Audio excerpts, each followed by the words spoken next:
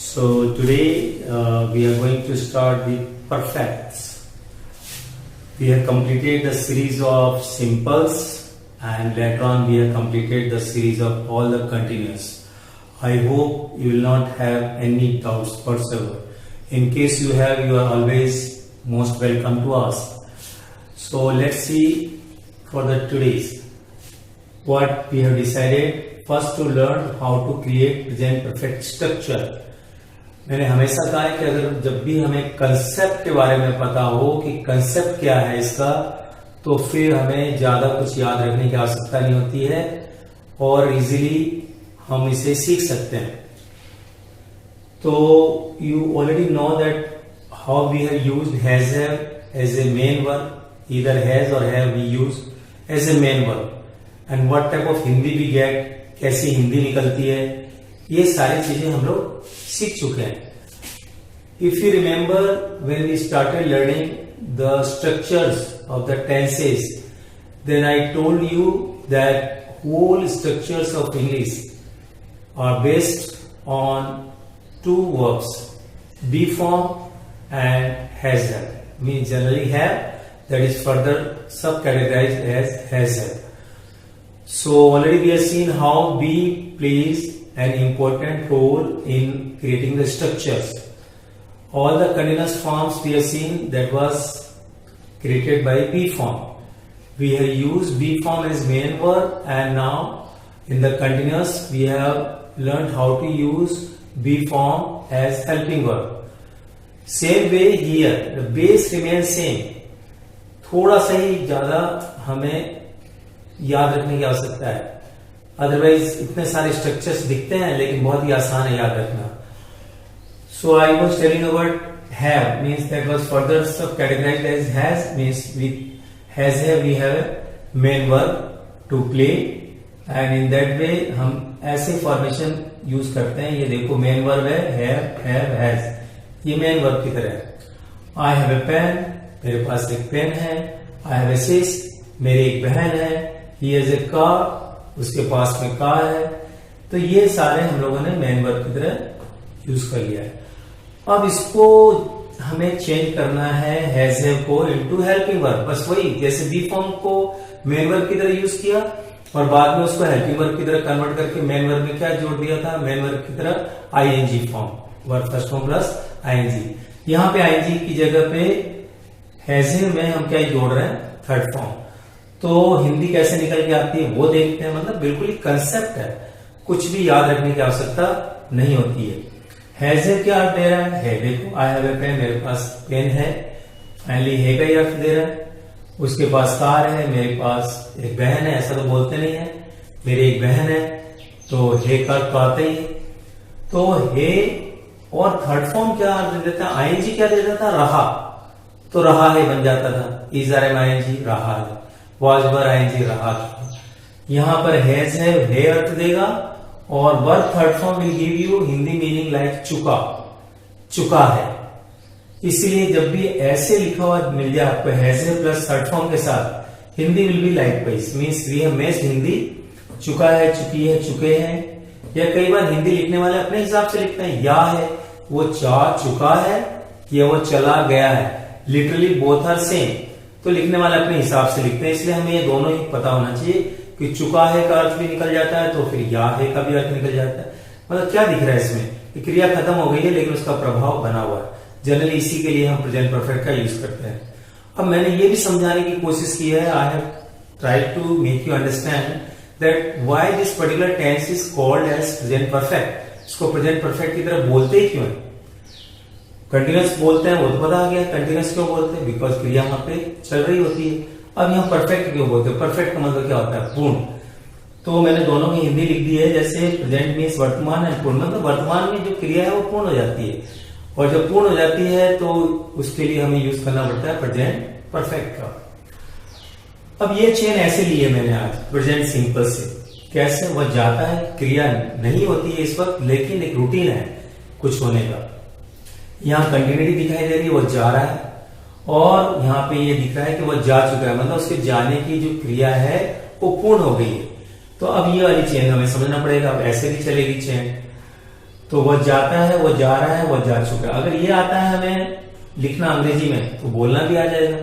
तो वह जाता है क्या हो गया, ही गोज। वह जा रहा है क्या हो गया, ही इज गोइंग, मतलब कंटिन्यूटी है। और वह जा चुका है, इसका मतलब क्या हो गया, क्रिया खत्म हो गई है उसके जाने की। लेकिन हे आ रहा है, प्रभाव दिख रहा है। इसीलिए जब भी क्रिया खत्म होने के बाद उसका प्रभाव दिखता है प्रेजेंट पे, तो वो प्रेजेंट परफेक्ट में माना जाता है। ये आपको याद रखना है। पास्ट सिंपल से अलग है ये, बिल्कुल। पास्ट सिंपल में क्रिया होती है पूरी, लेकिन उसका प्रभाव हमारे जीवन पे नहीं पड़ता है, वो बिल्कुल ही मर जाता है, तभी तो उसको भूतकाल बोलते हैं। So don't get confuse with past simple and present perfect. बहुत सारे लोगों को कंफ्यूजन है, कई बार ऐसे वाक्य पास्ट सिंपल में लिख देते हैं। नो, जहां पे हे आ रहा है इट रिलेट्स टू प्रेजेंट, इतना आपको समझना है। अब यूजेज मैंने लिख दिया, as usual we always write usages और purposes whatever you may say. This tense shows an action is over, वही जो मैं भी कह रहा था। तो यह टेंस दिखाता है कि क्रिया तो खत्म हो गई है, बट इट्स अफेक्ट, इसका प्रभाव can be felt in present. Present में भी इसके प्रभाव का महसूस कर सकते हैं। मैंने खाना खा लिया है या खाना खा चुका हूं, पेट भरा हुआ है, स्वाद अभी भी जीभ पे लग रहा है कि यहाँ कुछ खाया है, क्रिया तो खत्म हो गई, खाना तो पेट में चला गया, लेकिन उसका प्रभाव अभी भी हमारे मस्तिष्क में रहता है। We feel that in present. तो वही एग्जाम्पल हो गया, I have taken food, I के साथ हैव आ गया, टेक का third form taken food. Hindi में लिख दिया मैंने इसमें, मैं खाना खा चुका हूं। दूसरा पर्पस क्या है, बहुत ही इंपॉर्टेंट है, सारे इंपॉर्टेंट है। 3 पर्पस है जो मेनली हमें आना चाहिए प्रेजेंट परफेक्ट के बारे में। An action of the past, घटना तो पास्ट की है, स्टिल है significance in our life. Significance का मतलब होता है महत्वपूर्णता, यानी महत्वपूर्ण होना। तो क्रिया तो खत्म हो गई है, लेकिन उसका जीवन में प्रभाव बना ही रहता है हमेशा। और ऐसी क्रिया जो कि पास्ट में खत्म हो गई है, लेकिन उसका प्रभाव अभी भी बना हुआ है प्रेजेंट में, उसको भी हम प्रेजेंट परफेक्ट में लिखते हैं। जैसे मैंने एक एग्जांपल लिखा, I have seen the Taj Mahal. अब ताजमहल तो आपने कभी भी देख लिया, लेकिन जब भी आप किसी से पूछोगे क्या तुमने ताजमहल देखा है, तो वो ये बोलेगा हाँ मैंने ताजमहल देखा है। मैंने देखा था कभी नहीं बोलेगा, क्योंकि अस्तित्व है उसका अभी भी, और इसीलिए हम उसको प्रेजेंट में बोलते हैं। क्या तुम अमिताभ बच्चन से मिल चुके हो? हाँ मैं मिल चुका हूं, मिला तो कभी था, लेकिन आज भी इसको महत्व समझते क्योंकि ये सेलिब्रिटी। ऐसे जो महत्वपूर्ण चीजें हैं जो हमारे जीवन में पहले हो जाती है, लेकिन उसका प्रभाव बना ही रहता है, इसलिए हम उसे भी प्रेजेंट परफेक्ट में ही शो करते हैं। We show them in present perfect. ये 2 चीजें आपको समझ में आ गई। तीसरा पर्पस और भी ज्यादा इंपॉर्टेंट है। यहाँ तो बहुत सारा कंफ्यूजन है और आपको भी होगा, और हम लाइव क्लास में और क्लैरिफाई करेंगे। An action began in the past and still persist, एक क्रिया जो भूतकाल में चालू हो गई और अभी भी बनी हुई है। तो ऐसे में क्या होता है कि बहुत सारा कंफ्यूजन प्रेजेंट परफेक्ट कंटिन्यूअस के साथ आता है। कंटिन्यूअस वर्ड आने का मतलब रहा आना चाहिए। हिंदी में कहीं पे भी रहा नहीं है यहाँ पे, पहली बात तो, इसलिए वो प्रेजेंट परफेक्ट कंटिन्यूअस में नहीं बनेगा। लेकिन अब कुछ वैसा ही है। मैं जालोर में 10 वर्षों से हूं, यानी जालोर में रहना 10 वर्ष पहले शुरू किया और अभी भी हूं। तो इसका मतलब एक्शन तो पास्ट में शुरू हो गया, लेकिन अभी भी वो क्रिया परसिस्ट कर रही है, चल रही है। लेकिन रही है अर्थ नहीं लेते हैं इसमें, हिंदी में रही है अर्थ लिखेंगे तो फिर हमें प्रेजेंट परफेक्ट कंटिन्यूअस का यूज करना पड़ेगा, जो अगली सीरीज है। अभी हम उस सीरीज में नहीं पहुंचे हैं। उसकी हिंदी कैसे बन जाएगी, मैं जालोर में 10 वर्षों से रह रहा हूं, लेकिन हम उस बात को कर ही नहीं रहे। We are not talking about that. हम बात कर रहे हैं कि जो क्रिया पास्ट में हुई है, चालू अभी भी परसिस्ट कर रही है। ऐसी हिंदी निकलेगी, से हूं, से है, एटसेट्रा, कि वह जालोर में 10 वर्षों से है। ऐसे में क्या होता है, यही फिलिंग द ब्लैंक्स के एग्जाम में सबसे ज्यादा आता है इस एरिया में से। यहां पे बी का मतलब होना है, उस बी को हम मेन वर्ब की तरह लेते हैं। जब मैंने बी फॉर्म के बारे में बताया था, भाई 2 स्ट्रक्चर जो है वो हेल्प करते हैं बी फॉर्म या हैज है सारे स्ट्रक्चर्स को क्रिएट करने के लिए। तो उसमें मैंने आपको बताया था कि बी थर्ड फॉर्म अभी छोड़ देते हैं, हम इसको यूज करेंगे आगे। तो आज देखो उसका नंबर आ गया है।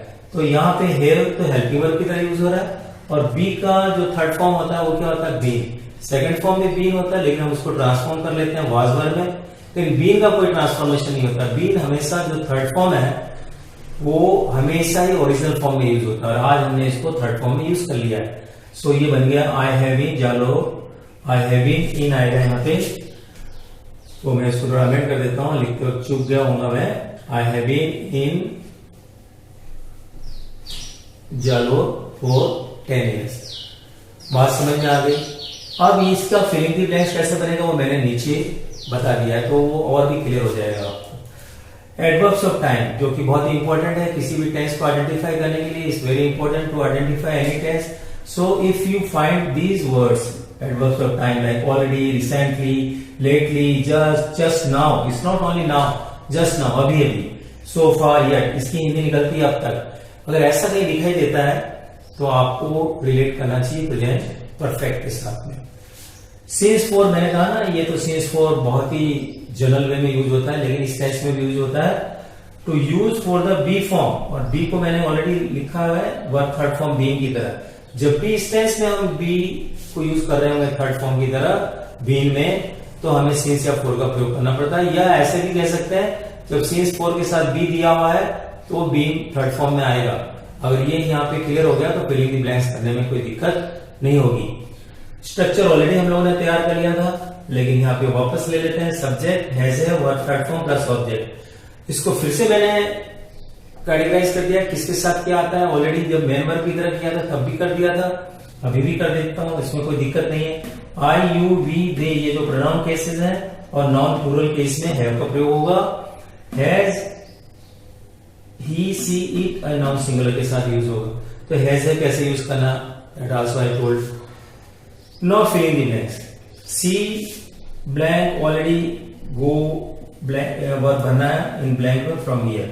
तो सी के लिए अब जैसे ही मैंने देखा कि यार ऑलरेडी है, it is already, it means I should relate automatically to the present perfect. Unless and until, जब तक ये प्रेजेंट परफेक्ट में रहेगा जब तक ये कोई घटना पास्ट से जुड़ती नहीं है। अगर यहाँ पे कोई घटना पास्ट से जुड़ जाती है तो ये हैज पास्ट में चला जाएगा, फिर हेड हो जाएगा। ऑलरेडी प्रेजेंट परफेक्ट के लिए, लेकिन अगर घटना कोई पास्ट से जुड़ जाती है तो फिर हैज को हेड बना देगा। तो वो बेसिक चीजें बेसिक की तरह ही रहती है, वो बदलाव नहीं होता है।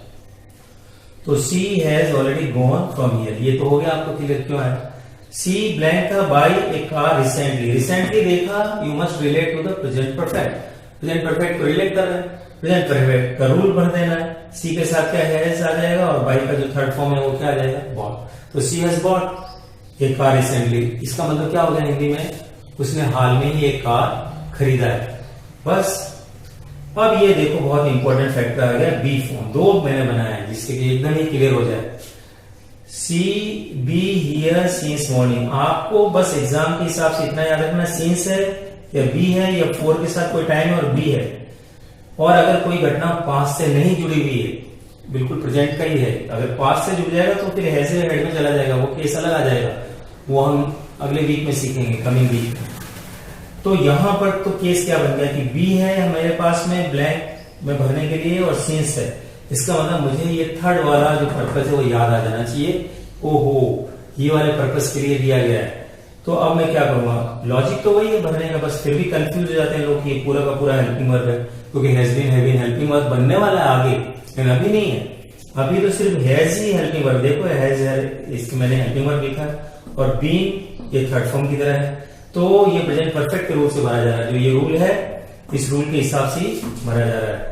तो सी के साथ हैज आ गया और बी का थर्ड फॉर्म क्या हो गया, बीन। तो she has been here since morning, इसका मतलब क्या हो गया, वो सवेरे से यहाँ पर है। सवेरा क्या है, पॉइंट ऑफ द टाइम, तो पॉइंट ऑफ द टाइम के लिए आता है सिंस, ये मैंने और मेंशन किया बोर्ड पे, वो भी बता दूंगा।